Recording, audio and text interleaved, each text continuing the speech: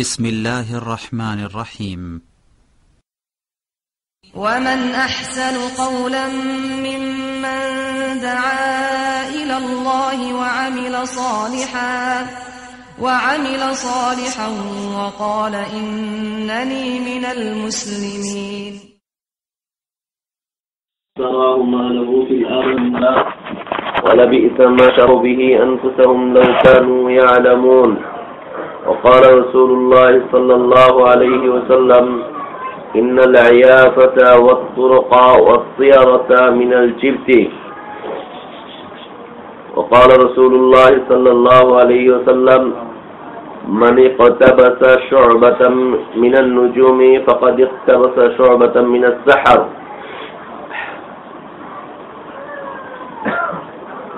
সমস্ত প্রশংসা যাবতীয় গুণগান একমাত্র কেবলমাত্র শুধুমাত্র আল্লাহ রাব্বুল আলামিনের জন্য, যিনি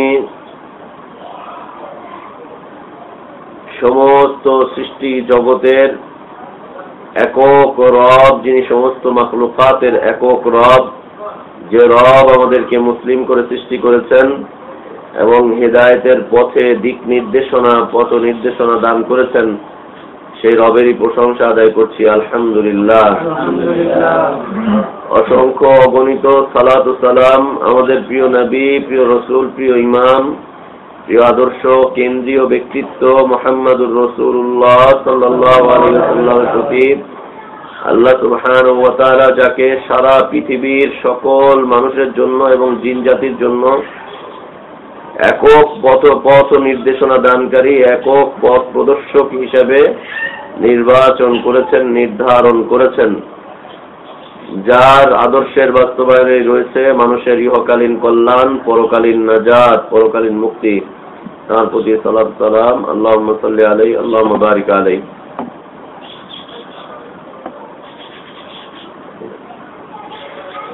আজকে আমাদের আলোচনার একটা ধারাবাহিকতা শুরু হয়েছিল গত 2 সপ্তাহ আগে। কি বলেন তো ধারাবাহিকতাটা কি?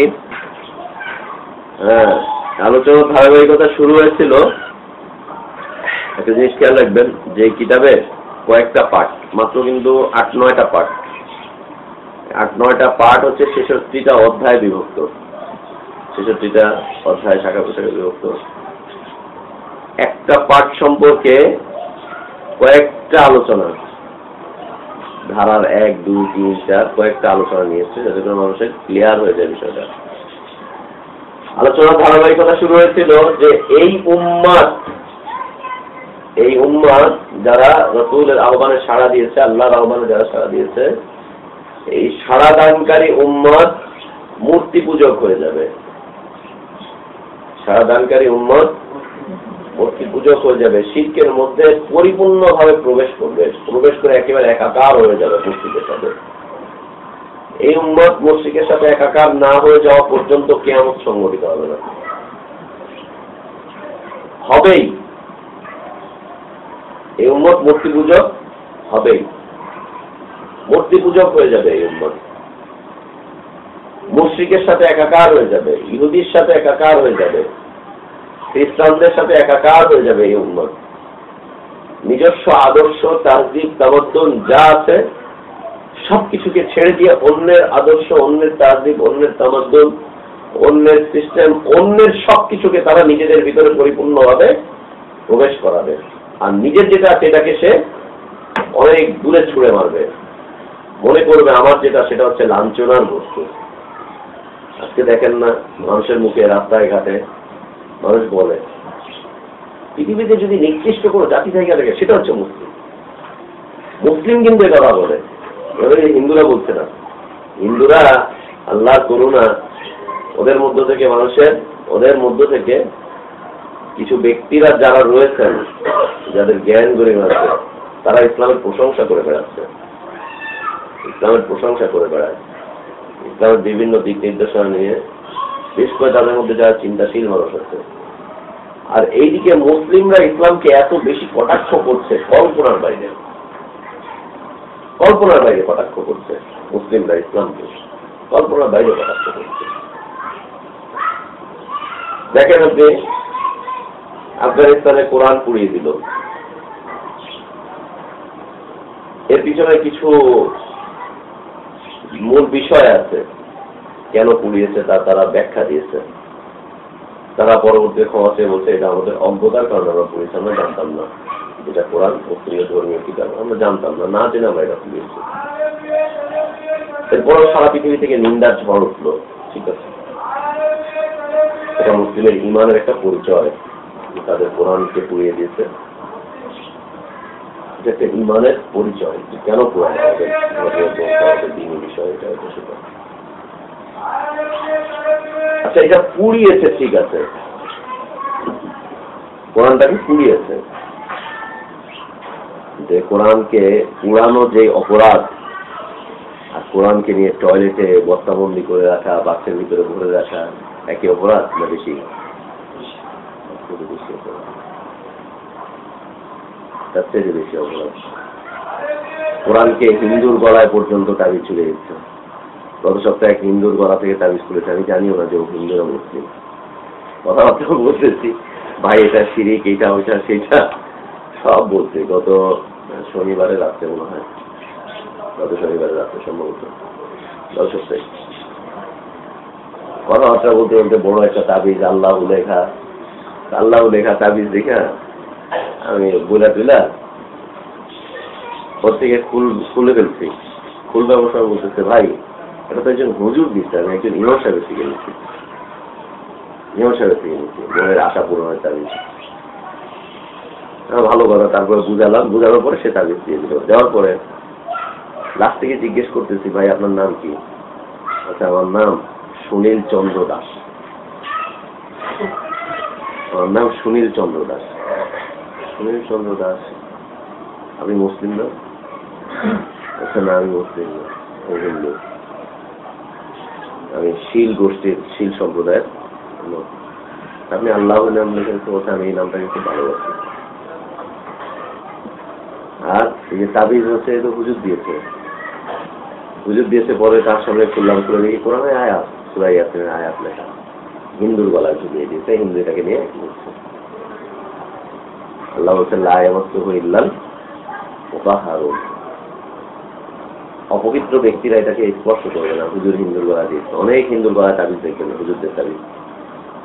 আমাদের দোতলায় এক ভাড়া দিয়েছিল অনেক আগে, আমরা তখন কাদের বয়সে, আমার তখন বয়স মনে হয় 16-17 হবে, অনেক আগে।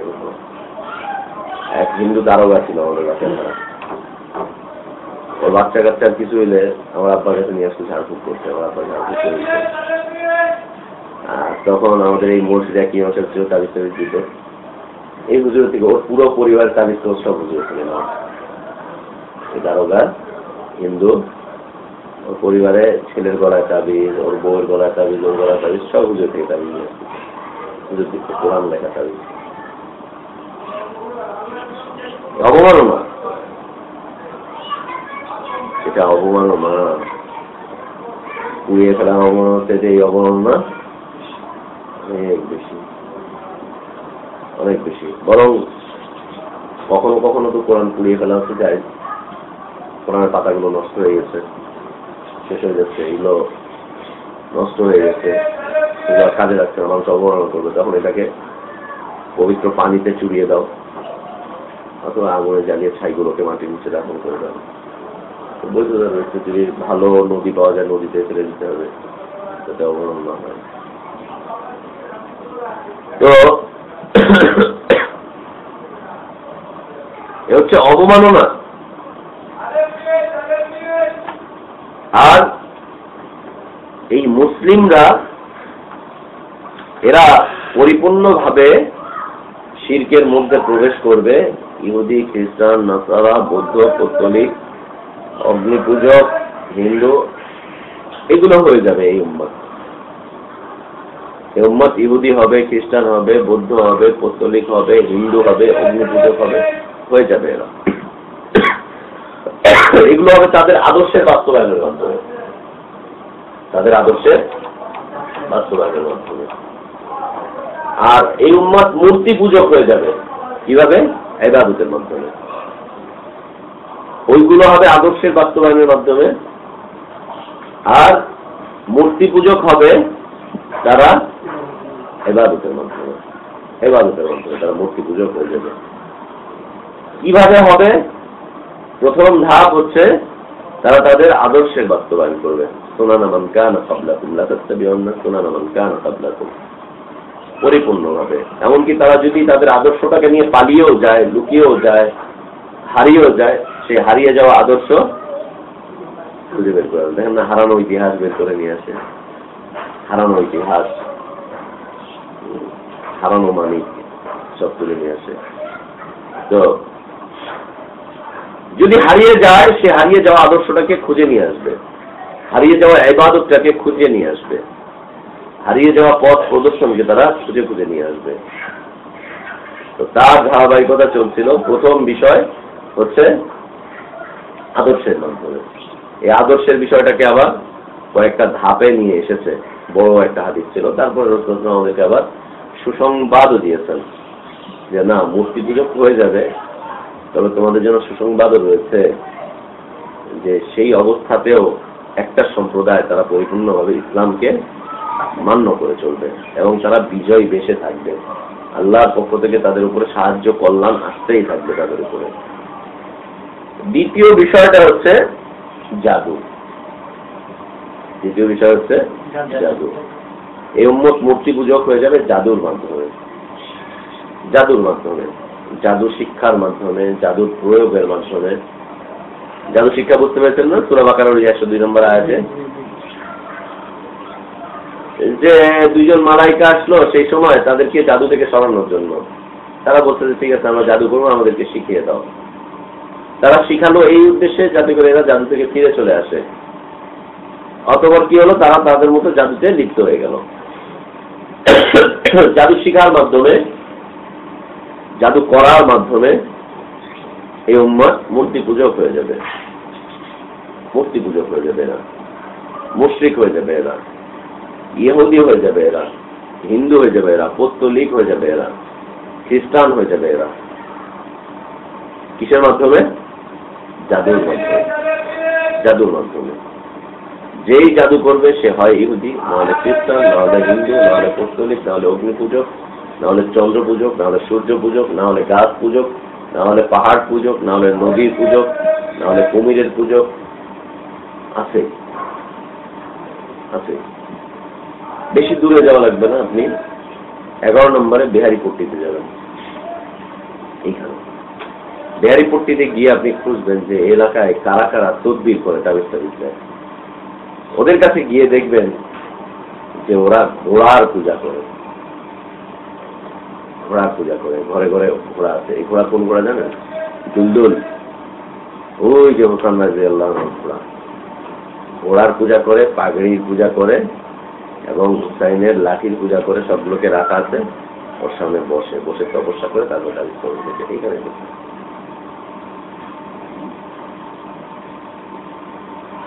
তো এই উম্মত মূর্তি পূজক হবে, মুশরিক হয়ে যাবে, এরা ইহুদি হয়ে যাবে, খ্রিস্টান হয়ে যাবে। কিসের মাধ্যমে? জাদুর মাধ্যমে, জাদুর মাধ্যমে। সামনে চলে এসো। পিছনে বুঝে বসে কি করো, আমার বকা দেওয়া নাকি আমি দেখতে দিবে না। সামনে আসে। তোমার চেহারা না দেখলে আমার পড়ানো হয় না। বস, চেহারা না দেখলে পড়ানো যায়? ভাইজান বুঝা সুঝা দেওয়ালের সাথে বসছে যাতে একটু ঘুমান যায়। আপনি না, আপনি আমার পিছনে খেলা দিয়ে রেখেন। তো জাদুর মাধ্যমে, জাদু শেখার মাধ্যমে, জাদু প্রয়োগের মাধ্যমে, জাদু করার মাধ্যমে, জাদু করানোর মাধ্যমে। জাদু করা, জাদু করানো, জাদু শেখা, জাদু শেখানো, জাদুর প্রয়োগের মাধ্যমে এই উম্মত মূর্তি পূজক হয়ে যাবে। পরে হাদিসে আসবে যে জাদু করে, যে জাদু করায়, যার জন্য জাদু করা হয়, মূর্তি পূজা, মূর্তি পূজা করবে। তারই আজকের বর্ণনা হচ্ছে যে শুধু জাদু জাদু বলবো, জাদু চিনবো না, তাহলে আমি জাদু থেকে বাঁচবো কি করে? জাদু জাদু বলবো, জাদু চিনবো না, জাদু থেকে বাঁচবো কি করে? যেমন শিরক হচ্ছে মহাপাপ, এটা কে জান না? হিন্দুও জানে শিরক মহাপাপ, এই জন্য তাবিজ খুলে দিতে। ওই যে সুনীল চন্দ্র দাস, ওকে বলছি ভাই এটা শিরক, এটা করলে আপনি জান্নাতে যেতে পারবেন না, এই না সেই না, রাসূল বলেছেন। ও খুলে দিয়ে দিল, উহা পাপ সে বুঝতে পারলো, বুঝে খুলে দিল, বুঝে সে খুলে দিল। হিন্দু জানে, আপনি হিন্দুর সাথে কথা বলবেন ইনশাআল্লাহ। সামনের দিকে আমাদের আরো কিছু সাবজেক্ট আছে, অমুসলিমদেরকে আমরা কি করে দাওয়াত দিব, তার ক্লাস হবে ইনশাআল্লাহ। অমুসলিমদেরকে দাওয়াত দেওয়ার পদ্ধতি, তাদের ধর্মীয় গ্রন্থ থেকে।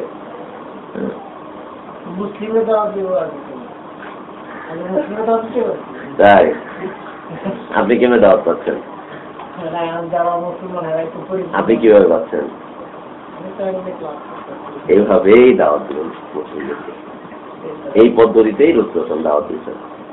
রাসূল যে সময় যে মুশরিকরা ছিল তারা নিজেদেরকে মুসলিম দাবি করত, এবং তারা নিজেদেরকে হানাফি দাবি করত। তারা দাবি করতো যে আমরা হচ্ছে হানাফি, আমরাই হচ্ছে মুসলিম, মুহাম্মদ হচ্ছে বিধর্মী। মুহাম্মদ কি বিধর্মী বলতো না? ও সবই হয়ে গিয়েছে, ও বিধর্মী হয়ে গিয়েছে, ও বাপদাদার ধর্মকেই ছেড়ে দিয়েছে। আমরাই ধর্মের উপরে আছি, আমরা বিধর্মী, ও বিধর্মী হয়ে গেছে।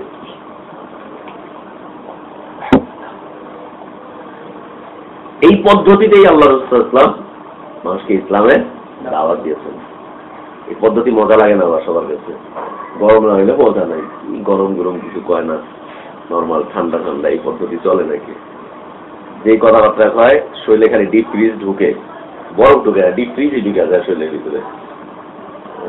এই কথাবার্তা দিয়ে শরীরের ভিতরে ডিপ ফ্রিজ ঢুকে যায়, ও ফ্রিজের ভিতরে ঢুকে না, ওর ভিতরে ডিপ ফ্রিজ ঢুকে যায়। মতিউর রহমানের কথা শুনে না শরীর ফ্রিজ হয়ে যাচ্ছে আস্তে আস্তে।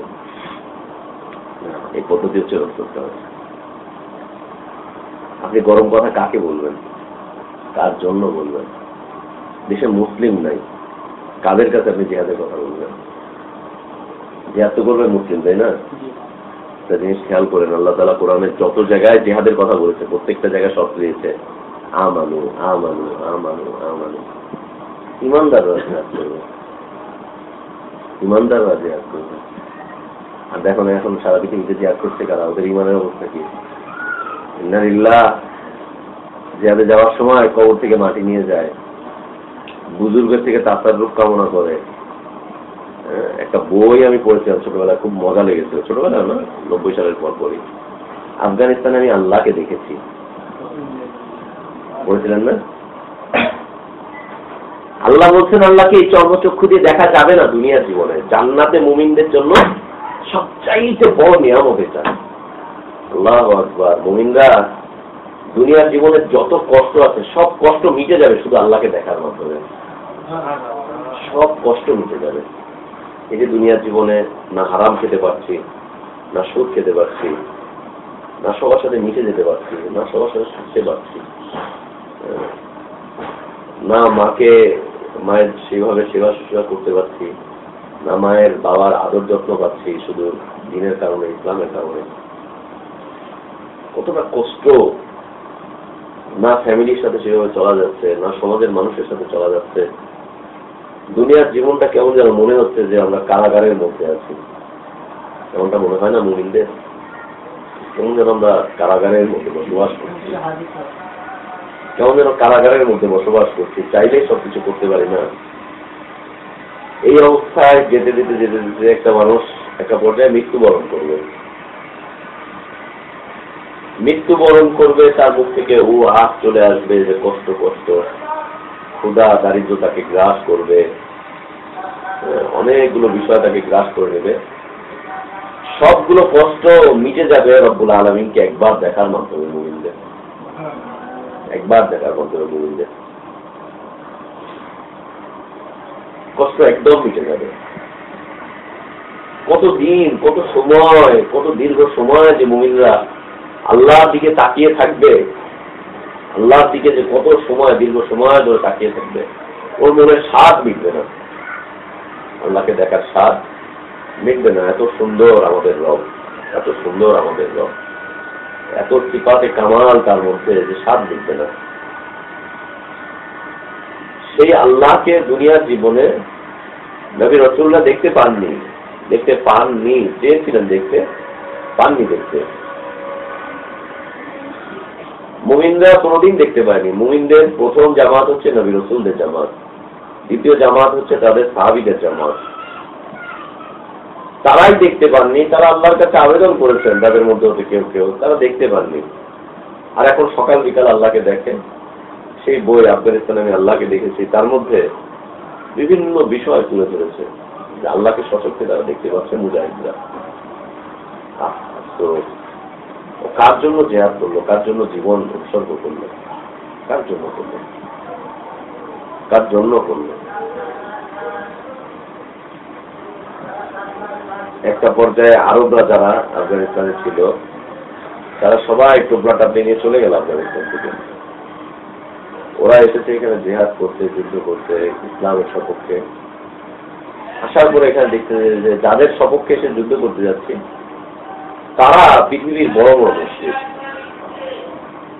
বড় বড় মুশরিক। কবর থেকে তারা ফায়দা হাসিল করতেছে। কবর, প্রত্যেকটা মসজিদ, অধিকাংশ মসজিদ আফগানিস্তানে যাবেন, অধিকাংশ মসজিদ হচ্ছে 90% মসজিদ হচ্ছে কবর কেন্দ্রিক। কবর কেন্দ্রিক, কবর অবস্থায় মসজিদের বিধান আমাদের চলে গিয়েছে না, কবর কেন্দ্রিক মসজিদ, কবর কেন্দ্রিক মসজিদ। আফগানিস্তানের মাজারি শরীফটা আছে, যেখান থেকে তালেবানদের উত্থান, এই মাজার থেকে তালেবানদের উত্থান, মাজারি শরীফ থেকে তালেবানদের উত্থান। অথচ আমরা মনে করছি যে ইসলামের জন্য যুদ্ধ। যাদের উত্থান মাজার থেকে, যাদের চলাচল মাজার থেকে, মাজার কেন্দ্রিক তাদের চলাচল, সুফি কেন্দ্রিক চলাচল, কবর কেন্দ্রিক চলাচল, ওরা ইসলামের জন্য কি জিহাদ করবে, কি জিহাদ করবে? আর এখন তো একদম স্পষ্ট হয়ে গেছে যে ওখানকার লড়াই হচ্ছে ক্ষমতার জন্য লড়াই। ওরা এখন বারবার বৈঠক করতেছে। কিছুদিন আগে সৌদি আরবে যেও বৈঠক করছে, বাহরাইন যেও বৈঠক করছে, ওদের সাথে ক্ষমতা ভাগাভাগি করতে সব। তো এটা হচ্ছে ঈমান একটা শর্ত। তো যেখান থেকে কথা গেল যে শিরিক, শিরিক, শিরিক, শিরিক মহা অপরাধ, শিরিক বড় জুলুম, শিরিক সবচাইতে বড় অন্যায়, এই কথা এদেশের মুশরিকরা পর্যন্ত বলে, এদেশের মুশরিকরা পর্যন্ত বলে। এই যে এখন আসার সময় শ্যামলীতে এক মাঠে কথা বলছিলাম, আব্দুল্লাহ ছিল এক লোকের সাথে। ওই লোকটা কিন্তু পীর, সে পীর হয়েছে, কিছু মুরিদ আছে, তার এয়ারপোর্টে চাকরি করে। তার সাথে কথা হলো কোরআনের একটি আয়াত সূরাতুল কালামের, রাসূলিম বাদা যালিকা জানিন। এই আয়াতের সে অর্থ বললো একটা, ব্যাখ্যা করলো একটা, যে কোরআনই তো দলিল, যারা নবীর সামনে মিলাদ করবে না, কিয়াম করবে না, এই করবে না, এরা হচ্ছে সবচাইতে নিকৃষ্ট। এরা হচ্ছে এই সেই এক পর্যায়ে গিয়ে তাদেরকে বললো যে জারদ সন্তান, যারা নবীর সামনে মিলাদ করে না, নবীর জন্য ওদের মতো করে এই সেই করে না, নবীর জন্য এখান থেকে কিছু পাঠায় না, নবীর ওখানে গিয়ে যারা চায় না, বলে ফেললো যে এই ওহাবি সম্প্রদায় পর্যন্ত বলে ফেললো এরা হচ্ছে বাস্তার, জারদ সন্তান। কোরআনের একটা আয়াত থেকে মানুষকে বাস্তার বলে ফেললো যারা নবীর শানে শিরিক করে না, অথচ সে মনে করছে যে নবীর শানে শিরিক করাটাই হচ্ছে ইবাদত। ইবাদত আমি মাঝে মাঝে বলি, কোথায় এখানেও মনে হয় বলছিলাম যে একবার চিটাগাং থেকে ফিরে আসছি, কমলাপুরে এসে নামলাম। নামার পরে কমলাপুর রেল স্টেশনের সাথে যে মসজিদটা আছে, মসজিদের ভিতরে কবর, মসজিদের সামনেও কবর, ভিতরেও কবর। ওইখানে একজন মুফাসসির সাহেব, উনি তাফসীর করছেন এসার পরে, কি বার ছিল যেন মনে নেই, মসজিদটা দেখুন ওখানে কবর আছে। আমি সিএনজির জন্য ওখানে দাঁড়িয়েছি, দাঁড়ানোর পরে মাইকে আওয়াজ শুনলাম এসার সময়, এসার পর পর উনি বলছে যে শিরক মহা অপরাধ, শিরক মহা জুলুম, শিরকের মতো অপরাধ পৃথিবীতে আর কিছু নেই, এই নেই সেই নেই। অথচ ওই মসজিদের ভিতরে কবরকে সামনে রেখে সিজদা করছে। ও বোঝে শিরক কি জিনিস, বোঝে শিরক কি জিনিস। চিটাগাংয়ে গেছি পাহাড়তলীতে এক মসজিদে, জোহরের সালাত পড়লাম। সালাতের আগে কিছুক্ষণ ইমামের সাথে কথাবার্তা বললাম, কিছুক্ষণ সময় 15-16 মিনিটের মতো কথাবার্তা বললাম। বলার পরে জোরে সালাত করতে গেলাম, মনে হলো লোকটার আকীদা বিশুদ্ধ হয়েছে, কিছুটা ভালো লাগলো, কোরআন হাদিস মানিয়ে এসে অল্প সময়ের ভিতরে যতটুকু বোঝা গেল সালাত পড়লাম তার সাথে। সালাতের পর এসে মোনাজাত করছে, মোনাজাতের মধ্যে বলছে, आए ख्वाजा अजमेरी, आए ख्वाजा गौसुल आजम, तो हमारे दुआओं को कबूल फरमा, तो हमारा ये नमाज को, ये इबादत को कबूल फरमा। हे ख्वाजा अजमेरी, हे ख्वाजा गौसुल आजम, তুমি আমাদের দোয়াগুলোকে কবুল করো, তুমি আমাদের ইবাদতগুলোকে কবুল করো। ইন্না লিল্লাহি ওয়া ইন্না ইলাইহি রাজিউন করতে করতে মসজিদ থেকে বের হয়ে থুতু ফেলতে হলো। যদি জানতাম যে ওর আকীদা এই, কোশ্চিন কালো ওর পিছনে সালাত করতাম না, কোশ্চিন কালাম সালাত করতাম না ওর পিছনে। সালাত করলাম, তারপর বলতে খাজা আজমেরি এসে বের হয়ে চলে আসলাম। এসে রাস্তার পাশে গামছা বিছিয়ে সালাত আদায় করলাম।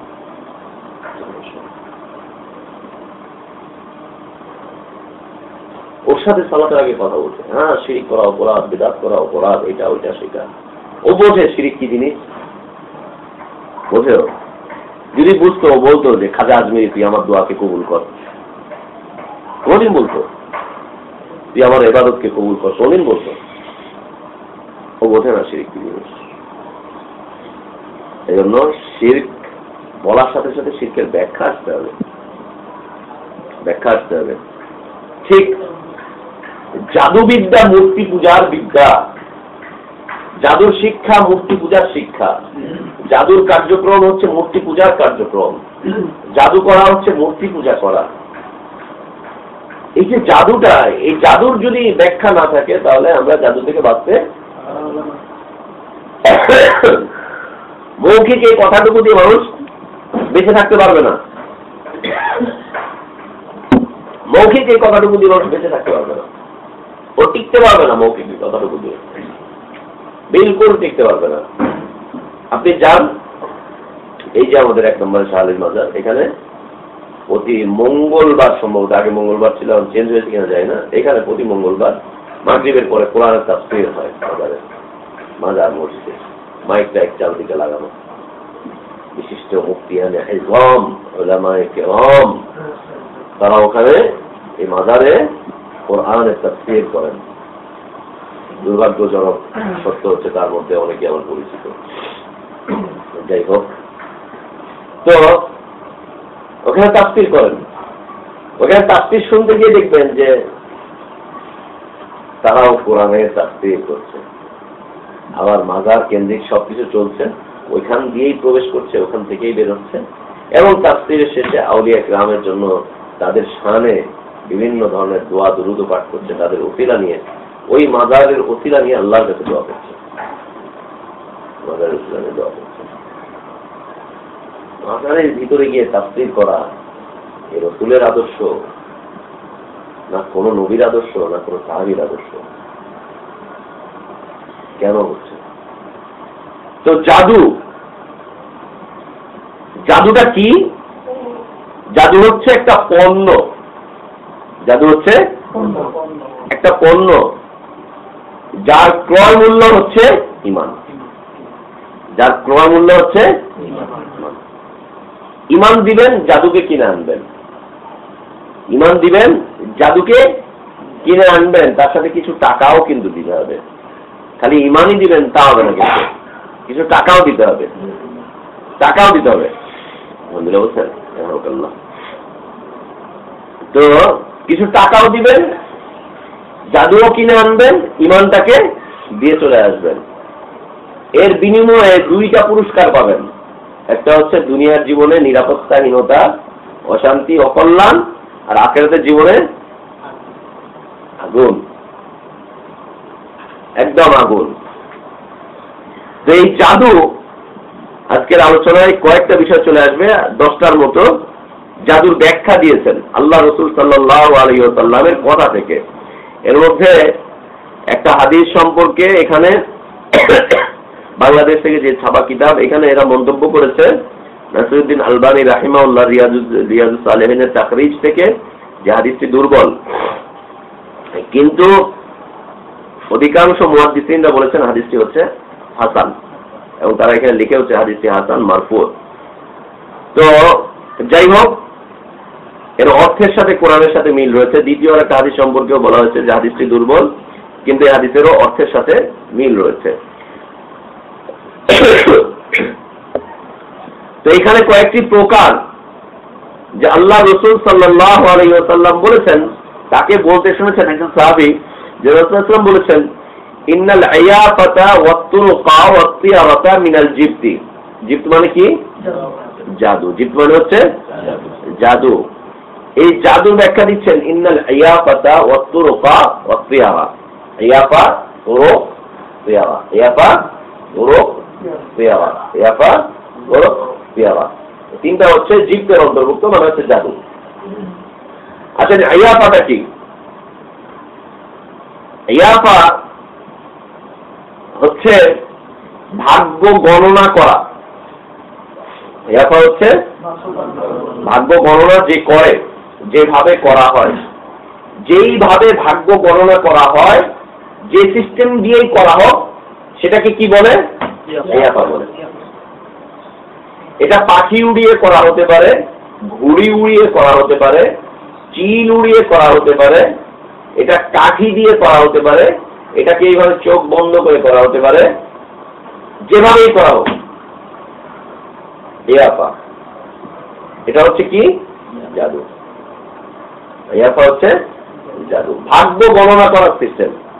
কাগজ উড়িয়ে হতে পারে, ফড়িং দিয়ে, ফড়িং আছে না, ফড়িং, ফড়িং দিয়ে ভাগ্য গণনা করে, কাঠ দিয়ে ভাগ্য গণনা করে। কাঠ এখন শুধু এখন না, অনেকদিন যাবত চালু হয়েছে এটা।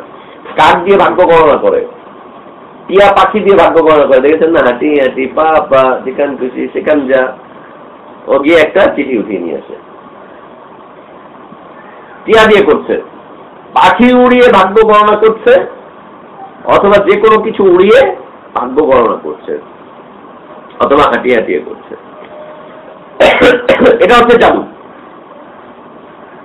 এটা হচ্ছে জাদু। ব্যাখ্যা করতে পারলেন? জাদু যেভাবেই হোক ভাগ্য গণনা করা হচ্ছে,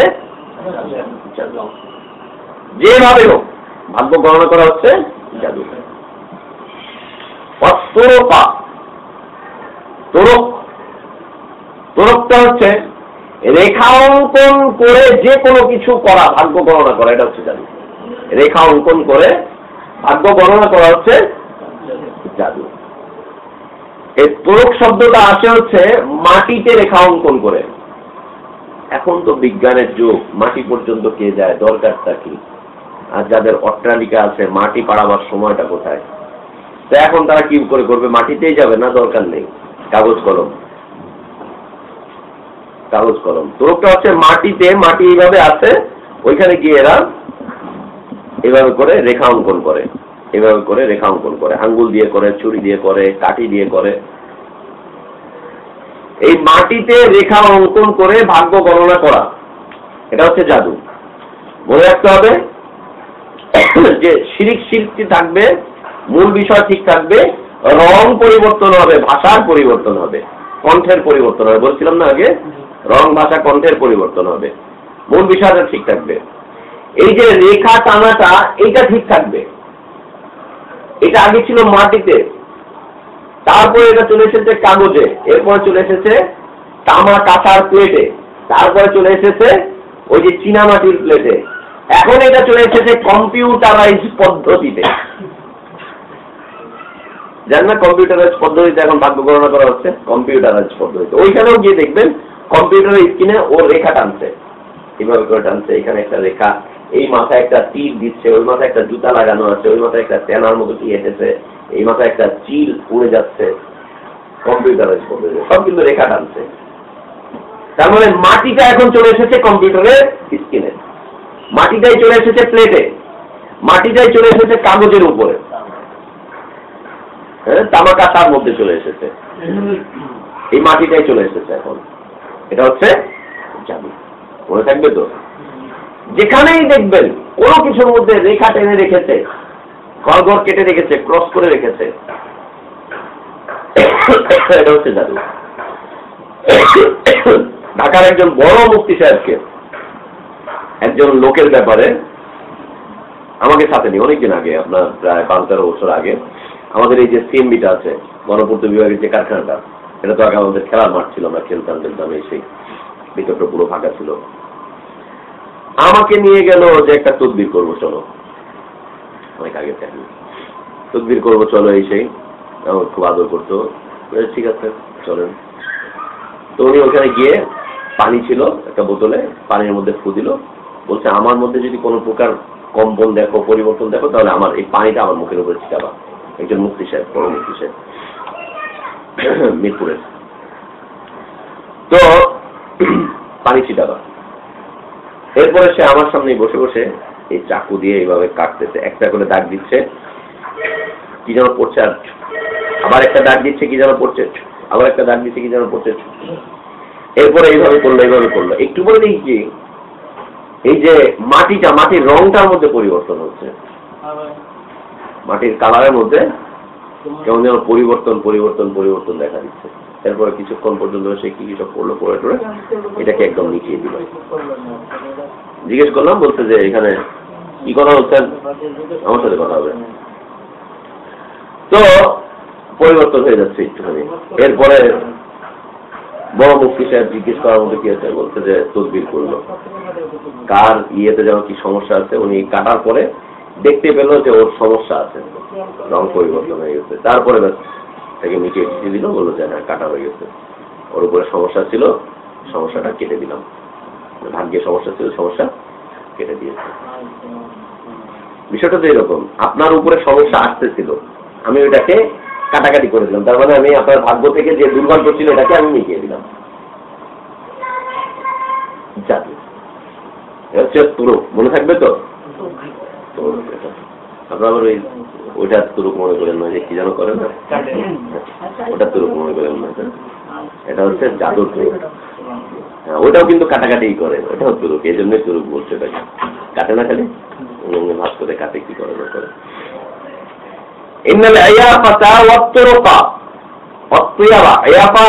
দুইটা একই জিনিস, দুইটা একই জিনিস। পেয়ারা হচ্ছে হলো পাখি উড়িয়ে ভাগ্য গণনা করা, আর ইয়াফাটা হচ্ছে যে কোনো কিছু উড়িয়ে হোক, ঝুলিয়ে হোক, যেভাবে হোক ভাগ্য গণনা করা, এটা হচ্ছে ইয়াফা। আর তুরুক হচ্ছে রেখা অঙ্কন করে যে কোনো ধরনের তাবিজ তদবির কোনো কিছু করা, এটা হচ্ছে তুরুকের ব্যাখ্যা। বুঝে গিয়েছে? জাদুর ব্যাখ্যাটা বুঝতে পারতেছেন তো? না বুঝলে বলবেন। পরের হাদিসটা হচ্ছে যে জিত,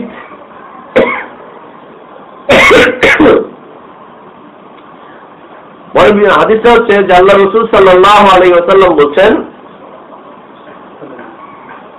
মান ইকতাবাসা শু'বাতাম মিনান নুজুম ফাকাদ ইকতাবাসা শু'বাতাম মিনাস সাহাব। এটা হচ্ছে জ্যোতিষবিদ্যা, এটা হচ্ছে জাদু। আল্লাহ রাসূল বলেন, মান ইকতাবাসা শু'বাতাম মিনান নুজুম, যে ব্যক্তি জ্যোতির্বিদ্যার কোন অংশ শিখলো, যে ব্যক্তি জ্যোতিষবিদ্যার কোনো কিছু শিখলো, নুজুমি কোনো জ্ঞান অর্জন করলো। নুজুমি জ্ঞান হচ্ছে তারকার মাধ্যমে কোনো কিছুকে গোনা। তারকা গোনা শুনেছেন না আপনারা? এটা শিক্ষিত সমাজের মধ্যে দেখা যায়, অশিক্ষিত সমাজে তেমন একটা দেখা যায় না। ছোটবেলা আমার একটা শখ ছিল, আমার বন্ধুরা তারকা বলতো, আমি অনেক বলছি তো আমার একটু শিখা দেয়। পরে বলতো ওই তারকার নাম হচ্ছে এইটা, ওই তারকার নাম হচ্ছে এইটা, ওইটা সুখ তারা, ওইটা হচ্ছে ভূত তারা, ওইটা হচ্ছে এই তারা সেই তারা, এইটা ওইখান থেকে এইখানে আসলে এই হয়, ওইখান থেকে যখন সোজা নেমে চলে আসে তখন মনে করবি এই হয়। এটা হচ্ছে জ্যোতিষবিদ্যা, তারকা গোনার মাধ্যমে। কোরআনে তার বর্ণনা এসেছে, রাহমাতুল্লাহ ওয়ালামাতিন ওয়া বিন নাজমি হুম ইয়াহতাদুন। এই নাজমগুলো হচ্ছে আলামাত, আলো। আলামাত হচ্ছে আল্লাহ মানে হচ্ছে ল্যাম্প, আল্লামাত আলামাত। এই আলামুন মানে হচ্ছে ল্যাম্প, লাইট, আর আলামাত মানে হচ্ছে অনেক লাইট। আল্লাহ বলছেন ও আলামাত, এগুলো হচ্ছে লাইট, অবিন্নাজমি হুম ইয়াহতাদুন, আর এগুলোর মাধ্যমে মানুষ পথ চলে, হেদায়েত পায়। হেদায়েত পায় মানে কি? তাওহীদের দিকে আসে। ওগুলোর মাধ্যমে মানুষ তাওহীদের থেকে বিচ্যুত হচ্ছে। হেদায়েত মানে হচ্ছে রাস্তায় চলার জন্য, রাস্তায় চলার জন্য এরা আলো দেখে দেখে দেখে পথ চলে সামনের দিকে যায়। কিন্তু আল্লাহর এই মাখলুক তারকাকে নিয়েও মানুষ শিরকের মধ্যে পতিত হয়েছে। আল্লাহর এই মাখলুক তারকাকে নিয়েও মানুষ শিরকের মধ্যে পতিত হয়েছে। আল্লাহ রাসূল বলছেন, যে ব্যক্তি জ্যোতির্বিদ্যার কোনো কিছু শিখলো সে ব্যক্তি জাদুবিদ্যায় শিখলো। মানে ইক্তাবাসা শু'বাতাম মিনান নুজুম ফাকাদ ইক্তাবাসা শু'বাতাম মিনাস সাহর। যে ব্যক্তি জ্যোতির্বিদ্যার কোনো কিছু শিখলো সে জাদুবিদ্যা শিখলো। এই জ্যোতির্বিদ্যা অফিসিয়ালি হবে আনঅফিসিয়ালি হবে। জ্যোতির্বিদ্যার উপরে এখন পৃথিবীতে পিএইচডি চলছে না, পিএইচডি মাঝে হচ্ছে, কিন্তু জ্যোতির্বিদ্যার উপরে পিএইচডি করছে মানুষ, পেঁয়াজ আর ডিম একসাথে গুলাচ্ছে। আবার এই জ্যোতির্বিদ্যা রাস্তার ফুটপাতে আছে, ড্রেনের পাশে বসে থাকে, সারাদিন মশার কামড় খায়।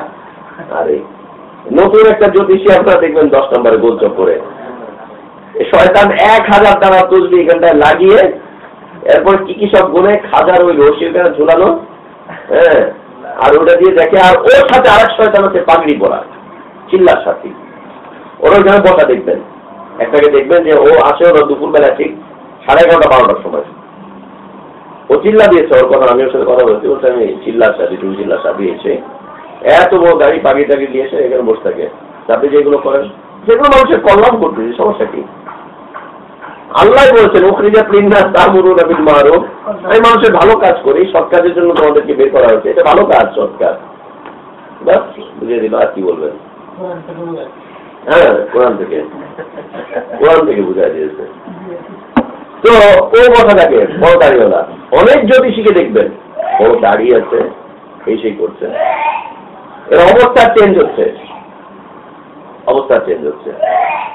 এই জ্যোতিষীদের অন্তর্ভুক্ত আছে এখন মসজিদের ইমাম সাহেবরা, মুহাদ্দিস সাহেবরা, মুফতি সাহেবরা, এরাও আছে। এরা কিভাবে করছে? যে জ্যোতিষবিদ্যা আগে ছিল এই আকাশে, এখন এত দূর আকাশ বেলায় আকাশ দেখার সময় কোথায়? এই ছাদ চলে এসছে, এত কিছু তো দেখা যায় না।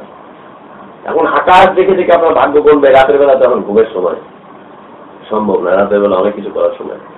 এখন তারা দেখছে যে চোখ দেখেই বলে দিচ্ছে আপনার অতীত বর্তমান ভবিষ্যৎ,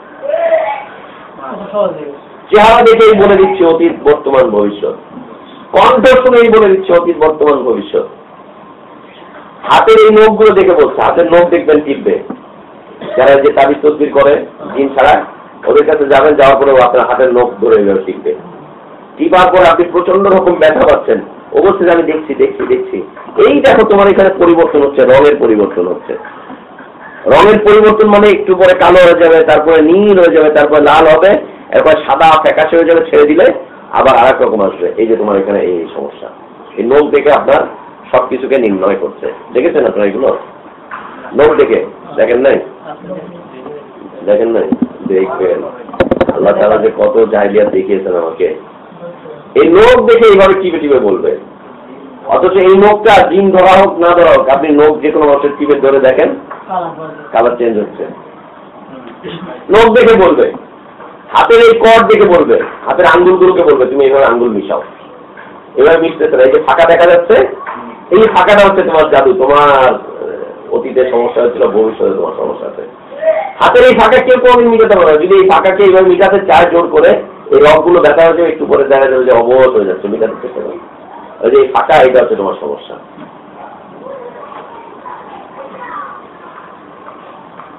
এই যে ফাঁকা দেখা যাবে, এটা হচ্ছে সমস্যা। যার যার ফাঁকা, এই যে আমাদের ফাঁকা আছে। আচ্ছা, হাতের আঙ্গুলকে এইভাবে কড়ায় কড়ায় মিলাবে, দেখছে যে এইভাবে কড়ায় কড়ায় দুটাকে সমানভাবে মিলছে না, একটু কম মিশিয়ে যাচ্ছে, ওতে এই যে তোমার এইটা সমস্যা। এই যে রেখাগুলোকে ধরে এইভাবে মিলাবে। তারকা ছিল, এখন চলে এসছে এই রেখা, হাতের রেখা দেখে এভাবে করে মিলাবে, হচ্ছে জাদু। কণ্ঠ শোনার মাধ্যমে আপনার কোনো কিছুই বলা লাগবে না, আপনি শুধু এসে আপনার আওয়াজটুকু বলবেন, আপনার সবকিছু আমি বলে দিব। এরপরে হচ্ছে ব্যবহার্য কাপড়, পুরাতন কাপড় নিয়ে যাবেন, যার ব্যাপারে জানতে চান তার ব্যবহার করা একটা কাপড় তার কাছে নিয়ে যাবে, সে গন্ধ শুকে বলে দিবে যে কি হয়েছে। জানেন এটা? যারা তাবিজ করে তারা বলে না যে কাপড় নিয়ে আসেন, শুনেছেন আপনারা এটা? পুরাতন, তার ব্যবহার করা কাপড় হতে হবে। আপনি শোনেন নাই? কি শুনবেন? ব্যবহার করা কাপড় নিয়ে আসবেন, এগুলো কিন্তু সব হুজুররা করে, আলেমরা করে। ব্যবহার করা কাপড় লাগবে, তার কাপড়ের একটা কোনা হলেও লাগবে। কাপড়ে একটা কোনা হলেও লাগবে। আমাদের জয়ীর ভাই আসলে নারায়ণগঞ্জ থেকে ওর পাঞ্জাবির কোনা দিয়ে ওকে জাদু করছে, কাপড় নিয়েছে। পরবর্তীতে পাঞ্জাবিটা আমার কাছে দিচ্ছে, আমি বললাম যে দেন আমি পড়ি, বলছেন নিয়ে যাবো। আমি আমার আরেকজন দিয়েছি নারায়ণগঞ্জ জয়ী ভাই। এই যে ঘাম, শরীরের ঘাম, ব্যবহার করা ঘাম, কাপড়, এই কাপড় শুনে আপনার সম্পর্কে বলবে, আপনার চোখ দেখে বলবে, আপনার আওয়াজ শুনে বলবে, এবং আপনাকে কোরআন হাদিসের আলোকেই আপনাকে তদবির দেওয়া হবে। দেখছেন না এই যে 10 নম্বর থেকে বাসান ইয়ের গাড়ি যেটা গাছতলি যে হলার গুলো, তার ভিতরে দেখেন না কোরআন সুন্নাহ অনুযায়ী সবকিছু সমাধান দেওয়া হয়। সমাধান হুজুর নেই, সমাধান হুজুর নেই। এটা হচ্ছে নুজুমের অন্তর্ভুক্ত।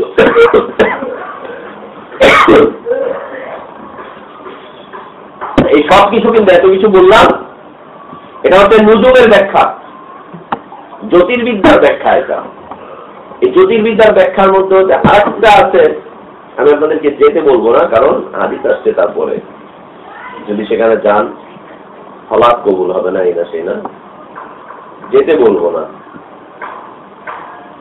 কিন্তু যারা গিয়েছে তাদের থেকে খবর নেবেন। 12 এলাকায় এই যে 12 নম্বরের টপ ব্লকে, 12 নম্বর টপ ব্লক মহিলা মাদ্রাসা আছে একটা, বাংলাদেশের প্রথম মহিলা মাদ্রাসা এটা দাওরাদি।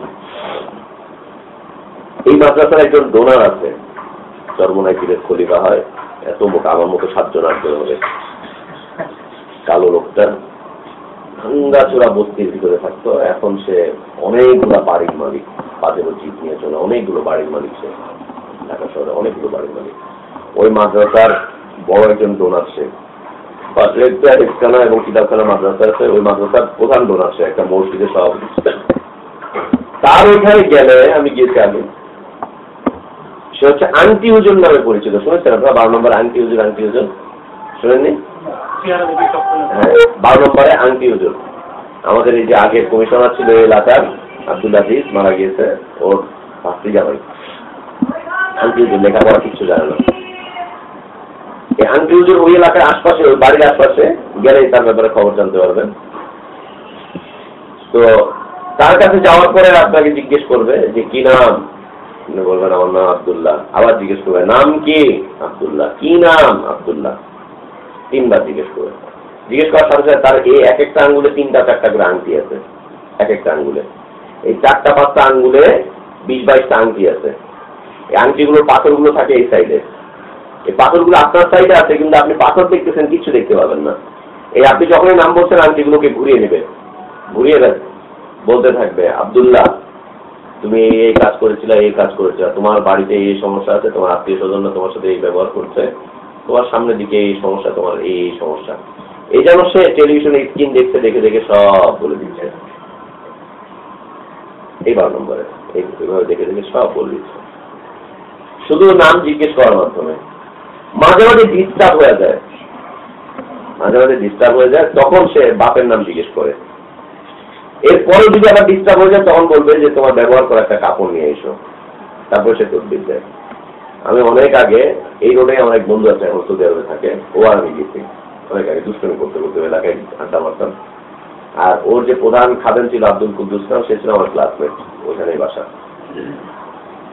তো ওইখানে গিয়ে দুষ্টমি করতে ঢুকে ও আরেকজনের কথা বলছে, আমি সামনে বসে বসে আয়াতুল কুরসি পড়তেছি আর সূরা ইখলাস পড়তেছি।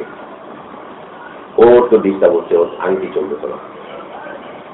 আমি কোনো চ্যালেঞ্জেও জানি কিছু, আমি এমনি তখন আমার যাইনি যুগ, এমনি পড়তেছি যে দেখি কি হয়। ও আর আমি যুক্তি করে গেছি যে দেখি কি হয়। আয়াতুল কুরসি পড়তেছি আর সূরা ইখলাস পড়তেছি, ওর ওখানে ডিস্টার্ব হচ্ছে, ও শরীর থেকে ঘাম বেরোচ্ছে। এই কে কি করেন এখানে, কে কি করেন এখানে, খুব চিল্লা বললা যে কে কি করেন এখানে। একজন একটা দেখতেছে, দেখতে গিয়ে কাজ হচ্ছে না, বারবার ডিস্টার্ব হচ্ছে, কে কি করেন, কে কি করেন, কি বিষয়। পরে ওই আব্দুল কুদ্দুস কি বলছে যে দেখতো এখানে কোন মৌলবী ঢুকছে, কোন মাদ্রাসার ছাত্র ঢুকছে, কে এখানে কি পড়ে, কোরআন পড়ে, দেখতো দেখতো দেখতো। দেখতে গিয়ে দেখে যে আমরা দুজন বকা বাধ্য করে বের করে দিল, ডিস্টার্ব করতে আসে, বের করে দিল। দীর্ঘ সময় ডিস্টার্ব, শয়তান জিন্নি দেখছে, দেখে দেখে আপনার সব বলছে। এ হচ্ছে জ্যোতিষবিদ্যা অন্তর্ভুক্ত। মনে রাখতে হবে যে এটা কখনো কখনো বিল্ডিং এর ভিতরে যায়, কখনো কখনো ড্রেনের পাশে বসে, কখনো কখনো এটা মসজিদে মাদ্রাসায় ঢুকে, কখনো কখনো মুফতি সাহেবানদের হাতে ঢুকে, কখনো কখনো তাদের কাছে চলে আসে। এগুলো সব নুজুমের অন্তর্ভুক্ত। আল্লাহ রাসূল বলছেন যে ব্যক্তি জ্যোতিষবিদ্যার কোনো কিছু শিখবে সে জাদুবিদ্যা শিখবে, আর যে জাদুবিদ্যা শিখবে সে শিখের মধ্যে পতিত হয়ে যাবে, সে মূর্তি পূজক হয়ে যাবে। কারণ কোন জাদুই মূর্তি পূজা ছাড়া কাজ করে না। শিরক ছাড়া কোনো জাদু কোনদিন কাজ করে না, কোনদিন কাজ করে না। তাহলে আমরা কয়টা পেলাম? 4টা। ইয়াফা, তুরুক, পেয়ারা, নুজুম। ইয়াফা, তুরুক, পেয়ারা, নুজুম। আগামী সপ্তাহে কিন্তু মুখস্থ জিজ্ঞেস করবো এগুলা। ইয়াফা, তুরুক, পেয়ারা, নুজুম, 4টা। আল্লাহ রাসূল সাল্লাল্লাহু আলাইহি ওয়াসাল্লাম বলেন যাদা মা যাদা, এই নুজুম যত বাড়বে জাদু তত বাড়বে, জাদু যত বাড়বে মূর্তি পূজক তত বাড়বে। যাদা মা যাদা, এই জ্যোতির্বিদ্যা যত বাড়বে, এই গণকের সংখ্যা যত বাড়বে তত বেশি জাদু বাড়বে, জাদু যত বাড়বে মূর্তি পূজক তত বেশি বাড়বে, তত বেশি বাড়বে। এটা কখনো কাপড় দিয়ে ঢাকা থাকবে, গিলাফ দিয়ে, যে দেখেন না কাবা শরীফের গিলাফ দিয়ে জাদু ঢেকে রাখে, প্রত্যেকটা খানকায় দেখবেন যে কাবা শরীফের গিলাফ আছে, ওই যে কাবার ছবি আঁকা, তার সাথে কোরআনের আয়াতুল কুরসি, এটা ওইটা সেটা গিলাফ দিয়ে ঢেকে রেখে দিয়েছে। তো জ্যোতির্বিদ্যা যত বাড়বে জাদু তত বাড়বে, জাদু যত বাড়বে মূর্তি পুজো তত বাড়বে। যাদা মা যাদা। 5 নম্বর জাদুর ব্যাখ্যা হচ্ছে ওকদা। ওকদা 5 নম্বর। ওকদা মানে হচ্ছে গিচ্ছু, গিচ্ছু। ওকদা মানে হচ্ছে গিচ্ছু, যে গিচ্ছুর মধ্যে ফু দেওয়া হয়। একজন আরেকজনের পিছনে গিচ্ছু লাগায় ছেড়ে দেয় না, রাজনৈতিক গিচ্ছু তো হচ্ছে মস্ত বড় গিচ্ছু। এই গিচ্ছু আর ছোটে না, একসাথে খায় দায় ঘুমায় সব করে, কিন্তু রাজনৈতিক গিচ্ছু আর ছোটে না। ওকদা গিচ্ছু, গিরা লাগিয়ে রাসূলকে যেটা দিয়ে জাদু করা হয়েছিল। হাদিস সম্পর্কে মন্তব্য করেছেন যে হাদিসটা যায়েদ, কিন্তু কোরআনের আয়াতের সাথে, সূরা নাসের সাথে, সূরা ফালাকের সাথে মিল আছে, অর্থের সাথে মিল রয়েছে। হাদিসটা গ্রহণযোগ্য, আকীদার ক্ষেত্রে, বর্ণনার ক্ষেত্রে হাদিসটি গ্রহণযোগ্য। তো ওকদা, ওকদা মানে হচ্ছে গিচ্ছু, গিচ্ছু লাগিয়ে যার মধ্যে ফু দেওয়া হয়, সেটা হচ্ছে জাদু, সেটা হচ্ছে জাদু। গিরা লাগিয়ে, রাসূলকে গিরা লাগিয়ে আমিন শারিন নাফাসাতি ফিল উকাদ, গিচ্ছুর মধ্যে ফু দিয়ে যে জাদুটি করা হয়েছিল তার অনিষ্টতা থেকে আল্লাহর কাছে আশ্রয় চাইতে বলছেন আল্লাহ সুবহানাহু ওয়া তাআলা। দেখবেন অনেকের যারা কায়তন গলা দিচ্ছে তাদের এই কায়তনের মধ্যে গিচ্ছু দেওয়া আছে। হাজার রশি যেটা গালা দিচ্ছে এর মধ্যে গিচ্ছু দেওয়া আছে। এই গিচ্ছু তো কি যেন ফু ফু দিয়ে দিচ্ছে। আর একটা সিস্টেম আছে যে কায়তনের মধ্যে মহিলারা যখন মাথার বিনি করে না, এই বিনির মধ্যে দেখবেন কায়তনের মধ্যে, দেখেছেন? মুক্তিরাই বানাবে, এটা আমাদের হযরত ভালো বুঝছে। আমি এটা সেই ছোটবেলায় দেখছি ভাট মসজিদের ইমাম, এই যে আজিমপুরে ভাট মসজিদ, এই ভাট গোলামের মধ্যে ভাট মসজিদের ইমাম সাহেবকে আমি ছোটবেলায় দেখছি। তো সে এইভাবে করে গিচ্ছু দিত, ওই গিচ্ছুর সিস্টেমটা আমি শিখে ফেলছিলাম যে কিভাবে দেয় ওই বিনিটা। আল্লাহ যখন হেদায়েত দিয়েছেন পরবর্তীতে দেখছি ওগুলো যে 11টা গিচ্ছু থাকে, 11টা থাকে, মানে একটা কায়তনের ভিতরে 3 জায়গায় থাকে, একটা কায়তনকে 3 জায়গায় গিচ্ছুগুলো দেয়, এখানে এক জায়গায়, এখানে এক জায়গায়, এখানে এক জায়গায়। প্রত্যেকটা গিচ্ছু এই যে এতটুকুর ভিতরে 11টা গিচ্ছু আছে, পরেরটা 11টা, তারপরটা 11টা। হ্যাঁ, এই যে 11টা গিচ্ছু, কত মিল দেখেন। রাসূলকে 11টা গিচ্ছু দিয়ে জাদু করা হয়েছিল, 11টা গিরু দিয়ে রাসূলকে জাদু করা হয়েছিল। ওই 11টা গিচ্ছু দিয়ে কোরআন পড়ে মানুষের কাছে দিয়ে দিচ্ছে। এই কোরআন পড়ে দিচ্ছে, আর রাসূলকে ইহুদি করেছিল, ও কিতাব পড়ে দিয়েছিল, ওদের কিতাব, ওদের কিতাব পড়ে দিয়েছে। যে আলাম তারা আল্লাযীনা উতু নাসীবাম মিনাল কিতাব ইউমিনুনা বিল জিবতি ওয়াত তাগুত। তৎকালীন সময় ইহুদিদের কাছে কিতাব ছিল না, ইনজিল জাবুর ছিল না, তাদের কাছে ছিল। ওইগুলো দিয়ে তারা জাদু করত। আর এখন মুসলিমরা কোরআন দিয়ে জাদু করছে। ইউমিনুনা বিল জিবতি ওয়াত তাগুত, যাদেরকে কিতাব দেওয়া হয়েছে তারা জাদু করবে, জাদু করেছিল তারা করবে। এই যে গিট্টু লাগিয়ে যতগুলো দেখবেন সবগুলো হচ্ছে জাদু। ও মুফতি সাহেব দিচ্ছে, যে ভাই বলছেন মুফতি সাহেব দাদা, মুফতি সাহেবদের এটা একটা ব্যবসা, গিট্টু দিয়ে দিয়ে যেগুলোই করাবে এটা হচ্ছে জাদু। অকদা বুঝতে পেরেছেন? জাদু ব্যাখ্যা বুঝতে পারছেন আপনারা? অকদা এগুলো সব জাদুর অন্তর্ভুক্ত, মনে রাখবেন। যেই বাড়িতেই দেখবেন সাথে সাথে ওগুলোকে নিয়ে ক্র্যাক করে ফেলবেন, করে বিসমিল্লাহ বলে আল্লাহর নাম নিয়ে তারপর সূরা ফালাক নাস পড়ে ফু দিয়ে এই গিট্টুগুলোকে আগে খুলে দিবেন। যদি খুলতে না পারেন কেচি দিয়ে কাটতে থাকবেন, আর আল্লাহর কাছে সাহায্য চাইতে থাকবেন। আর যার গলায় ছিল ওটা নষ্ট করার সময় ওকে জিজ্ঞেস করবেন তোমার কষ্ট হচ্ছে কিনা। যদি বলে হ্যাঁ কষ্ট হচ্ছে, বারবার অমিশারীর নাফাসাতি ফিল উকাদ, অমিশারীর নাফাসাতি ফিল উকাদ, অমিশারীর নাফাসাতি ফিল উকাদ, এই বলে বলে ফু দিতে থাকবেন। সূরা ফালাক আর নাস পড়ে খালি ফু দিতে থাকবেন। ওকে জিজ্ঞেস করবেন তোমার কি কষ্ট হচ্ছে। আমি এক বাসা থেকে জাদু খুলেছিলাম, ধানমন্ডি এক বাসা থেকে একটা মেয়েকে জাদু করেছে। একটা ছোট্ট একটা বোতলের ভিতরে একটু পানি ভরে দিয়ে, বোতলের ভিতরে যে হোমিও বোতল আছে না, বোতলের ভিতরে পানি, তারপরে হচ্ছে ছোট্ট একটা এই কিছু ওষুধেরই বক্স হবে মনে হয়, ওষুধের বক্স হবে প্লাস্টিকের, ওর ভিতরে পেরাক রেখে, আর একটা বোতলের ভিতরে গুলের ডিব্বা, ওর ভিতরে মাটি রেখে। এটাকে যখনই আমি এইভাবে নাড়াই নিচে লাভ দিয়ে উঠতেছে, কষ্ট হচ্ছে খুব, বোটা টোটা পড়ে এসছে আমার সাথে দিনই পরিবার, খুব কষ্ট হচ্ছে, বলছে ভাইয়া ব্যথা পাচ্ছি, ভাইয়া ব্যথা পাচ্ছি। আমি ওখানে এটাকে নাড়াই আসতে আসতে, ও বলে ব্যথা পাই ব্যথা পাই ব্যথা পাই, খুব কষ্ট হচ্ছে। ওটাকে আমি টাচ করতেছি, বলছে আমার কষ্ট হচ্ছে, জ্বলে যাচ্ছি, পড়ে যাচ্ছি।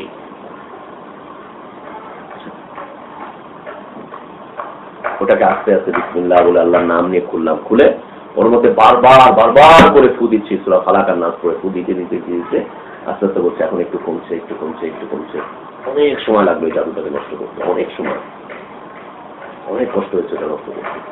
ওটা বোতলটাকে ধরি আর ও বলে আমার শরীর চলতেছে, কষ্ট হচ্ছে, জ্বলে যাচ্ছি, পড়ে যাচ্ছি, ব্যথা হচ্ছে।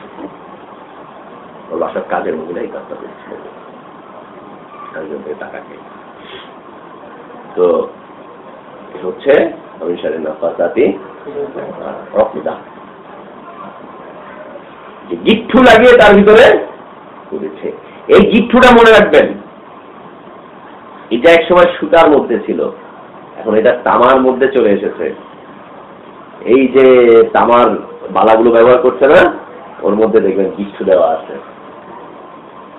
ওর মধ্যে গিট্টু দেওয়া আছে। কি হয় জানেন, ওই ঝালাইটা করার সময় ওইভাবে করে ওদের কবিরাজরা বলে দেয় এইভাবে এইভাবে করবা, পেঁচায় পেঁচায় পেঁচায় পেঁচায়, ওই পেঁচায় পেঁচায় পেঁচায় পেঁচায় করে করে গিট্টু এটা, গিট্টু এটা। এগুলো আপনারা খালি হাদিস পড়বেন, এগুলো রাস্তায় গিয়ে ইন্টারনি করবেন না, বিষয়টা কিন্তু এমন না, করতে হবে উম্মতকে সাবধান করার জন্য, উম্মতকে ফিরিয়ে আনার জন্য, নিজের বাপ মা ভাই বোন সমাজকে ফিরিয়ে আনার জন্য এগুলো করতে হবে।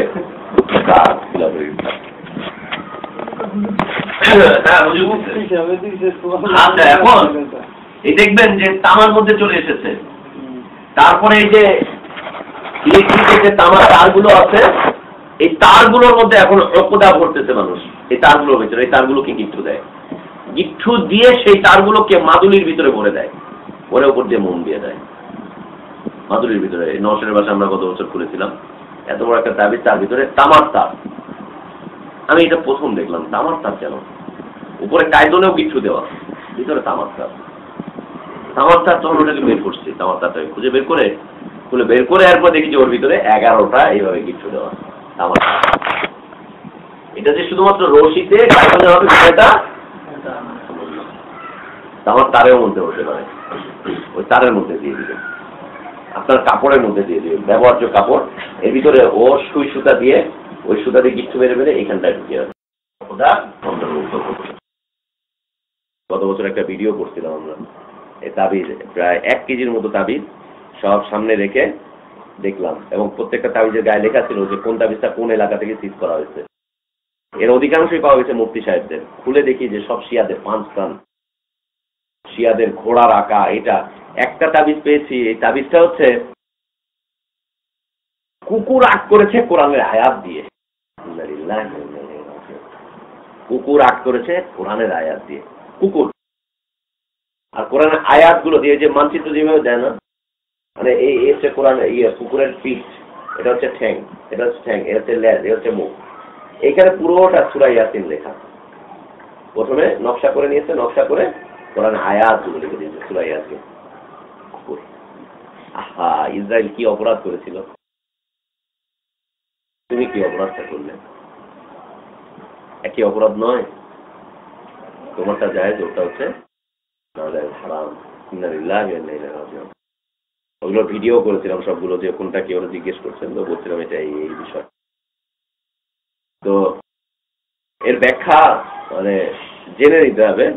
তো রাসূল বলছেন যে মান আকাদা উকদাতান সুম্মা নাফাসা ফিহা, যে ব্যক্তি গিট্টু লাগালো, এটা হচ্ছে জাদু, ফুৎকার দেওয়ার মাধ্যমে। নাফাস, উকদা, নাফাস, ওটা হলো 6টা। ইয়াফা, তুরুক, তিয়াবা, নুজুম, উকদা, নাফাস, 6টা। ফাকাদ সাহারা ওয়া মান সাহারা ফাকাদ আশরাকা, যে ব্যক্তি জাদু করবে সে শিরিক করবে। ওমান তাআল্লাকা শাইআন উকিলা ইলাইহি, এই 7 নাম্বার জাদু হচ্ছে তাআল্লুক। তাআল্লুক, মান তাআল্লাকা শাইআন উকিলা ইলাইহি, যে ব্যক্তি কোনো কিছু লটকাবে তাকে তার উপরে শোকট করে দেওয়া হবে। এই লটকানো হচ্ছে জাদু। এই লটকানোটা দেখবেন হচ্ছে রিকশার পিছনে যে বাম্পারটা আছে তার মধ্যে দেখবেন যে একটা জুতা লটকাচ্ছে, দেখেছেন? বাসের পিছনে সাইলেন্সারের সাথে দেখবেন একটা জুতা লটকানো, একটা ক্রস লটকানো, একটা চাঁদ লটকানো, দেখেছেন? লাউ খেতে দেখবেন যে একটা এইভাবে দাঁড়িয়ে আছে, কাকতাড়ুয়া, ওর মাথায় কাক পায়খানা করে। কাকটা হওয়ার জন্য ওটাকে দাঁড় করিয়েছে, কিন্তু ওটার মাথায় বসে কাক পায়খানা করতেছে। তো যে তাআল্লুক, তাআল্লুক হচ্ছে লটকানো, লটকে রাখবে, লটকানো জাদু, লটকানো জাদু। অমুক গাছের মধ্যে এই সুতাটা খালি বেঁধে দিবেন, গাছের পাতাও নড়বে, মেয়ের মনও নড়বে, নড়তে নড়তে সে উড়ে উড়ে চলে আসবে আপনার। জল পড়ে পাতা নড়ে না, পাতাও নড়বে, সব হবে। তাআল্লুক, এটা হচ্ছে জাদু, লটকানো। চামড়া লটকাতে দিবে আপনাকে, যারা তদবির করে চামড়া লটকাতে দিবে, একটা থাবা লটকাতে দিবে, একটা হাড্ডি লটকাতে দিবে, যে তোমার ঘরের এখানে এটাকে লটকে দিও। দেখছেন না এগুলো? হাড্ডি লটকানো দেখবেন বাড়ির সামনে, তামার একটা কিছু লটকানো দেখবেন বাড়ির সামনে, মাটির একটা সরা দেখবেন যে লটকানো ঘরের কোনায়, লেখা আছে কোরআনের আয়াত, ওই কোরআন লটকে রেখে দিয়েছে। এগুলো সব জাদুর অন্তর্ভুক্ত। এইগুলোর মাধ্যমে মানুষ মূর্তি পূজক হয়ে যাবে, মূর্তি পূজক হয়ে যাবে, মুশরিক হয়ে যাবে, যে কোনো কিছু। 11 নম্বর এক ব্যক্তি আছে, একটা জিনিস লটকাতে দেয়, 3 দিনে তার ফিস হচ্ছে 9,000 টাকা, 3 দিনের জন্য দিবে। সেটা হচ্ছে কি? সেটা হচ্ছে বাঘের একটা থাবা। 11 বাজারে মুরগিপট্টির সাথে তার বাসা, কুমিল্লায়, দেশের বাড়ি এই লোকটা। তার কাছে একটা জিন আসে, জিন এসে এই সমস্ত সব তদবির টদবির দিয়ে যায়। সেই জিনটা হচ্ছে সাহাবি, সাহাবি জিন। হ্যাঁ, সাহাবি জিন। সাহাবি জিন তার কাছে এসে সবকিছু নজর মান্যত এটা সেটা সবকিছু নিয়ে যায়। তো সে একটা বাঘের থাবা দেয়, এই থাবাটা আপনার বাড়িতে যদি 3 দিন রাখেন, জীবনে আপনার বাড়িতে কোনো অকল্যাণ প্রবেশ করবে না। এই 3 দিনের জন্য আপনার মেয়াদ হচ্ছে, ফিস হচ্ছে 9,000 টাকা। 11 নম্বর এখনো আছে এই জিনিসটা। লটকাতে দিবে, টেনা লটকাতে দিবে, অথবা আপনাকে চামড়া লটকাতে দিবে, মাটির সরা লটকাতে দিবে, অথবা আপনাকে এইটা ওইটা সেটা যে কোনো একটা কিছু লটকাতে দিবে। জুতা লটকাতে দিবে, জুতা লটকানো দেখেন না গাছে, জুতা লটকাতে দিবে, অথবা কাগজে লিখে আপনাকে দিয়ে দিবে যে লটকে রাখেন এটা। হ্যাঁ, লটকানো। আপনার গাছে, আম গাছে এবছর আমে পোকা ধরতেছে, এই পোকা নিবারণ করার একমাত্র পথ পদ্ধতি হচ্ছে এলাকার কয়েকটা সুৎখোরের নাম লিখে কাগজে গাছটার মধ্যে লটকে রাখবেন, আপনার আম গাছে আর পোকা ধরবে না। বুঝলেন? আম গাছ, ধান খেতে সুৎখোরের নাম দিয়ে লটকা দিতে হচ্ছে। কেন? এর পিছনে আবার যুক্তি আছে। সুৎখোর হচ্ছে সবচেয়ে নিকৃষ্ট ব্যক্তি। নিকৃষ্ট ব্যক্তির নাম যখন এখানে দেওয়া হবে, তখন পোকা এই নাম শুনে এলাকা ছেড়ে চলে যাবে। পোকা ওদের নাম শুনে এলাকা ছেড়ে চলে যায়, আচ্ছা, সুদখোরের নাম শুনে পোকা এলাকা ছেড়ে চলে যায়, আর এই সুদখোরের সাথে একসাথে বসে ইমাম সাহেব ভাত খায়, কোনো সমস্যা নেই। সুদখোরের ঘরে গিয়ে ইমাম মুরগির রান খায়, এতে সমস্যা হয় না। আর পোকা ওরে নিকৃষ্ট যায় না, এলাকা ছেড়ে চলে যায়। শয়তানিয়াতের একটা শেষ আছে। এগুলো সব হচ্ছে তাআল্লুক, মনে থাকবে। যে কোনো কিছু লটকানো হচ্ছে সে তাআল্লুকের অন্তর্ভুক্ত। তাআল্লুক এবং তাআল্লাকা শাইআন উকিলা ইলাইহি, এবং যে যা লটকাবে আল্লাহ তাআলা তাকে তার উপরেই শপথ করে দিবেন। যদি জুতা লটকান তাহলে আপনার ভাগ্য জুতার মধ্যে। জুতা লটকাইলে আপনার সবকিছু ওটার মধ্যে। আপনি ঘরের ভিতরে ওই পাতিল লটকাইছেন, মাটি আপনার সাথে। যদি লাঠি লটকান আপনার ভাগ্যটা হচ্ছে ওর সাথে। আল্লাহ তাআলা আপনাকে ওর উপরে শপথ করে দিবেন, আল্লাহর হেফাজত থেকে বের হয়ে যাবেন। যে করবে সে আল্লাহর হেফাজত থেকে বের হয়ে যাবে, আল্লাহ তাআলা তাকে তার উপরে শপথ করে দিবেন, তার উপরে শপথ করে দিবেন। এবং তাআল্লুকা শাইআন উকিলা ইলাইহি। সুদখোরের নাম দিয়ে দিচ্ছেন, আর সুদখোরের উপরে আপনি শপথ দেখেন না কি বালা এসে চাপলো আমাদের উপরে। সুদখোরের বালা, ফকিন্নি বাড়ানি, ইবলিস যেন কোথাকার। পরের হাদিস কয়টা গেল আমাদের? 8টা, তাই না? 8টা। আল্লাহ রাসূল সাল্লাল্লাহু আলাইহি ওয়াসাল্লাম বলেন, আলা হাল উনাব্বিউকুম মাল আবদ হিয়া নামিমা আল কালাতু বাইনান নাস। আল্লাহ রাসূল সাল্লাল্লাহু আলাইহি ওয়াসাল্লাম বলেছেন যে আমি কি তোমাদেরকে আযা সম্পর্কে বলবো? আযা এখানে বাংলায় লিখেছে ইজা, ইজা না আযা। কেমন? আযা বলবেন। আমি কি তোমাদেরকে আযা সম্পর্কে বলবো? সেটা কি? আযাটা হচ্ছে আল কালাতু হিয়ান নামিমা। আযাটা হচ্ছে চগলখুরি করা, চগলি করা, একজনের কথা আরেকজনের সাথে লাগিয়ে দিয়ে তাদের দুইজনের মধ্যে বিচ্ছেদ সৃষ্টি করে দেওয়া। এটা হচ্ছে জাদু। কারণ কোরআনের ওই যে আয়াত ওয়াত্তাবাউ মা তাতলু শায়াতিনের মধ্যে বলা হয়েছে ফায়াতাআল্লামুনা মা ইউফাররিকুনা বিহি বাইনাল মারই ওয়া যাওজিহি, এমন কিছু করা যার মাধ্যমে স্বামী স্ত্রীর সাথে বিচ্ছেদ ঘটিয়ে দেওয়া। এটা হচ্ছে জাদু, স্বামী স্ত্রীর মধ্যে বিচ্ছেদ ঘটিয়ে দেওয়া। দেখেন না, কোরআন হাদিসের মাধ্যমে সমাধান দেওয়া হয়। আপনার প্রেমে বাধা চলে আসেন আমার কাছে, কোরআন হাদিস দিয়ে সমাধান দিয়ে দিচ্ছে। প্রেমে বাধা সমাধান দিয়ে দিচ্ছে। পরকীয়ায় বাধা কোনো সমস্যা নাই, চলে আসবে। আরেকজনের বউকে অবশ্যই আমি কোরআন হাদিসের মাধ্যমে আপনার ঘরে এনে দিব। পরকীয়ায় বাধা, প্রেমে বাধা, আপনার স্বামী আপনার বশ্যতা স্বীকার করছে না, চলে আসবেন। এমন তাবিজ দিব স্বামী সকাল বিকাল আপনার পা ধুয়ে পানি খাবে। স্বামী পা ধুয়ে পানি খাবে, বউয়ের পা ধুয়ে পানি খাবে, কোনো সমস্যা নেই, বশ্যতা স্বীকারে। আল্লাহ রাসূল বলছেন যে নামিমা চগলখুরি করা, যার মাধ্যমে মানুষের সাথে মানুষের ডিভিশন সৃষ্টি করা হয়, বিচ্ছিন্নতা সৃষ্টি করা হয়, এটা হচ্ছে জাদু। এই জাদুটা হচ্ছে ওই জাদু, শারঈ অর্থে ওই জাদু নয়, তবে কোরআনের এই আয়াতের আলোকে এটা হচ্ছে জাদু। কারণ এইটা সৃষ্টি করতে গিয়ে ওকে অনেক তেল খড় উড়াতে হয়েছে, সত্য মিথ্যা করতে হয়েছে। আল কালাতু বাইনান নাস, যা মানুষের মধ্যে লাগানো হয়, এটা হচ্ছে জাদু। সর্বশেষ ওমর ইবনুল খাত্তাব রাদিয়াল্লাহু আনহু তিনি বলছেন যে আমি রাসূল সাল্লাল্লাহু আলাইহি ওয়াসাল্লামকে বলতে শুনেছি, রাসূল সাল্লাল্লাহু আলাইহি ওয়াসাল্লাম বলেছেন ইন্না মিনাল বায়ানি লা সিহরা। এই জাদুর নাম হচ্ছে বায়ান। বায়ান, বায়ান, বয়ান করা। হযরত বয়ান করবে, একটু পরে ঈমান আমলের বয়ান হবে, আপনারা সবাই বুঝবেন। আপনাদের সবার ঈমান আমলকে ছিন্ন করে দেওবন্দে পাঠিয়ে দেওয়া হবে, বাংলাদেশ থেকে নিয়ে এখান থেকে পাঠিয়ে দেওয়া হবে নিজামুদ্দিনে, কোনো সমস্যা নেই। বয়ান হবে।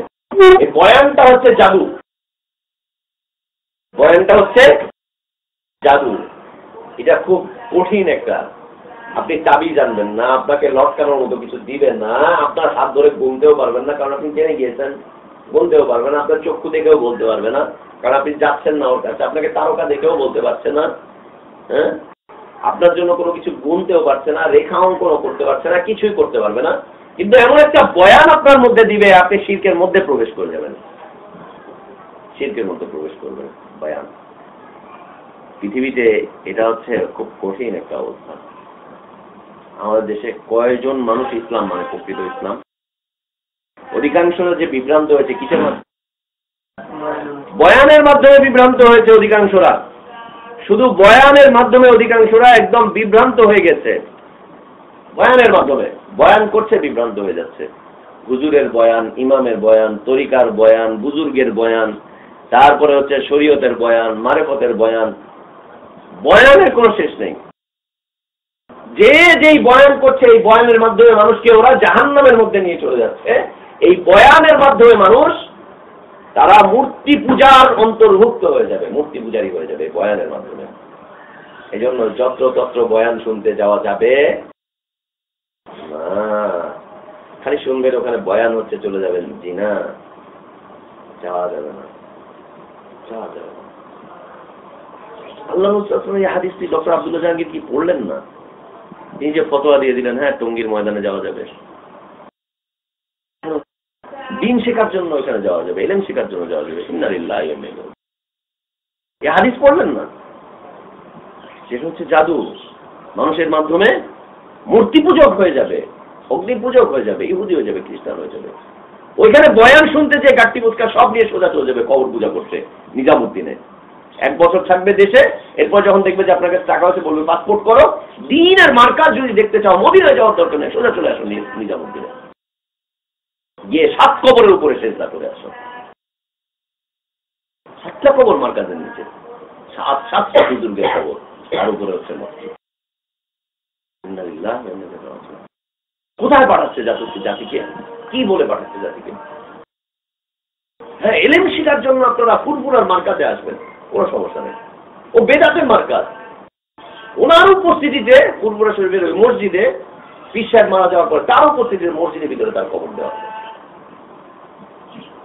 কিন্তু কিছুদিন আগে মারা গেছে, 4-5 বছর আগের পীর সাহেব, মসজিদে দেখবেন যে তার কবর মসজিদের ভিতরে এক কোনায় পড়েছে, কিন্তু মসজিদের ভিতরে, কম্পাউন্ডের ভিতরে, মসজিদের ছাদের নিচে।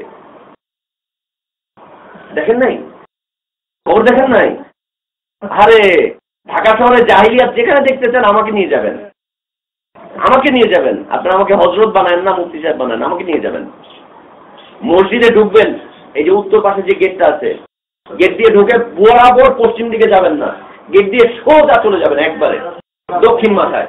দক্ষিণ মাথায় গিয়ে যেখানে দেওয়ালের শেষ, মাদ্রাসার রুম শুরু, তার আগেই দেখবেন যে খালি একটা জায়গা, ওইখানে দেখবেন 3-4টা কবর। আর উপস্থিতিতে কি করে হলো? এই মাহফিলের সময় যখন মানুষ বেড়ে যায় তখন কবরটাও সামনে থাকে, পিছনের ছেলেপেলেরা নামাজ পড়ে মাদ্রাসায়। কেন হলো এটা? লা ইলাহা ইল্লাল্লাহ, লা ইলাহা ইল্লাল্লাহ। কি সংশোধন? কোথাকার সংশোধন? ইতালে তো আবার মাহফিল চলছে প্রতি বছর, সেখানে এসে প্রধান অতিথি এটা ওইটা সেটা সব কিছুই চলে, ওনারটাও চলে। এটার নাম কি? ইসলাম নাকি? ইতালে সব মানে হচ্ছে ঘোড়ার ডিম। ঘোড়ার ডিম বলতে কিছু আছে পৃথিবীতে? ইতালে সব বলতে কিছু নেই। ইতালে সব হচ্ছে ঘোড়ার ডিম। এখন কথা হচ্ছে কি হচ্ছে? ইসলাম কম্প্রোমাইজের দিন। মানব তো পরিপূর্ণভাবে মানি, আর যদি কোনো ত্রুটি বিচ্ছুতি থাকে সেটা আল্লাহর সাথে আমার থাকবে, আমি জানি না, না জেনে কিছু হচ্ছে। এগুলো কেন? ইন্না মিনাল বায়ানিল আসিহরা। এই জন্য বক্তব্য শোনার ক্ষেত্রে খুব সাবধান। এই বক্তব্য দুনিয়ার ক্ষেত্রেও মানুষকে ক্ষতিগ্রস্ত করে তোলে, আখিরাতের ক্ষেত্রেও ক্ষতিগ্রস্ত করে তোলে। এই যে দেখেন না, জিহাদের ডাক ছিল কয়েকদিন আগে আমাদের দেশের 2য় প্রধান মুফতি সাহেব। এদেশে এখন 2 জন মুফতি সাহেব আছে, একজন হচ্ছে আওয়ামী লীগের, একজন বিএনপির। 2জনই মহিলা মুফতি সাহেব, 2জনই মুফতি সাহেব। না জানলে জিহাদের ডাক দিল কি করে? জিহাদের ডাক দিল কি করে? না না, ঢাকায় চলো না, ঈদের পর পর ফতোয়া দিয়েছে এই সরকারের বিরুদ্ধে এদেশের মুসলমানদের এখন জিহাদে অবতীর্ণ হওয়া ফরজে আইন, অতএব সবাই নেমে আসুন রাস্তায়। জিহাদের ডাক দিয়েছে ফরজে আইন, চলে যাওয়া উচিত। আবার যারা এখন পজিশনে আছে এরা যখন অপোজিশনে যাবে এরাও আবার ডাক দিবে যে এদের বিরুদ্ধে, ফ্যাসিস্ট সরকারের বিরুদ্ধে জিহাদ করা ফরজ। আসেন আলেম ওলামারা সবাই মিলে আসেন, কিভাবে কে কোন দিকে সেনাপতির দায়িত্ব পালন করবেন। হযরত উলামা ইকরাম তখন যাবেন, যাওয়ার পরে ওনাকে দিবে আপনি এই এলাকার, উনি এলাকার, উনি এলাকার, সবাই সেনাপতির দায়িত্ব নিয়ে না। বয়ান চললেই যাওয়া যাবে। রাস্তার পাশে দেখেন না ওই যে ছাগলের বড়ি বেচতেছে, দেখেছেন? কখনো কখনো দেখবেন যে ডাক্তাররা পর্যন্ত, এমবিবিএস ডাক্তাররা পর্যন্ত ওই বড়ি কিনে নিয়েছে রাস্তার পাশ থেকে, ডাক্তাররা পর্যন্ত। এটা কি হয়? আমার যখন চেম্বার ছিল মেডিসিনের, আমার এখানে অনেক ডাক্তাররা আসতো ওষুধ কিনতে। আসার পরে বিভিন্ন কথায় বার্তায়, তারপরে গিয়ে পুরাতন ওষুধ কি কি খেয়েছেন স্যার বলেন একটু, পুরাতন ওষুধ সব বের করে আমার কাছে দিত, এনে যেটা কোথায় নিয়েছেন 10 নম্বর থেকে নিচ্ছে ফুটপাতে, MBBS ডাক্তার 10 নম্বর ফুটপাত থেকে ওষুধ কিনে নিয়ে যায় 5 টাকা 10 টাকা দামে।